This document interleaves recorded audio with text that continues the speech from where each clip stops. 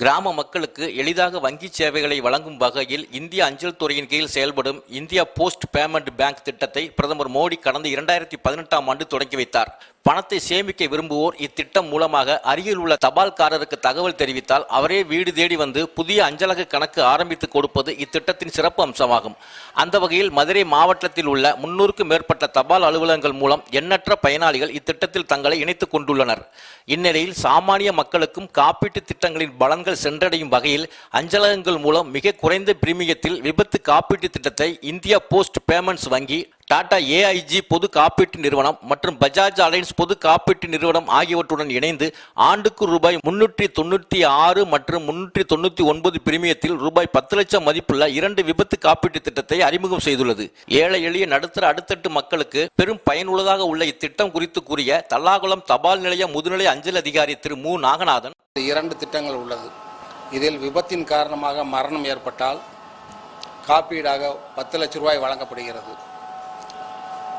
நிரந்தர முழு ஊனம் அடைந்தாலும் நிரந்தர பகுதி ஊனம் அடைந்தாலும் ரூபாய் 10 லட்சம் இழப்பீடாக வழங்கப்படுகிறது.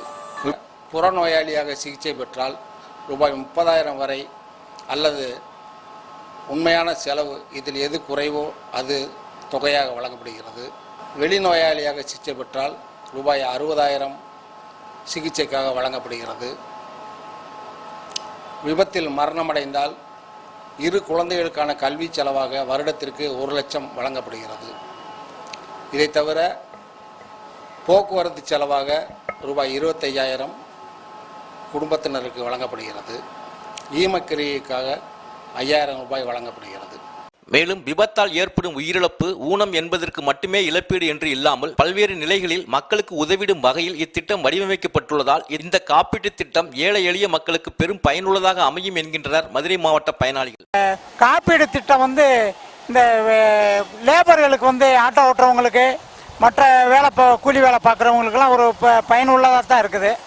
இது 18 வயசுலேருந்து 65 வயசில் உள்ள அந்த நபர்களுக்கு பூராமே ஆண் பெண் இருவருக்குமே ஒரு பயனுள்ளதாக தான் இருக்குது.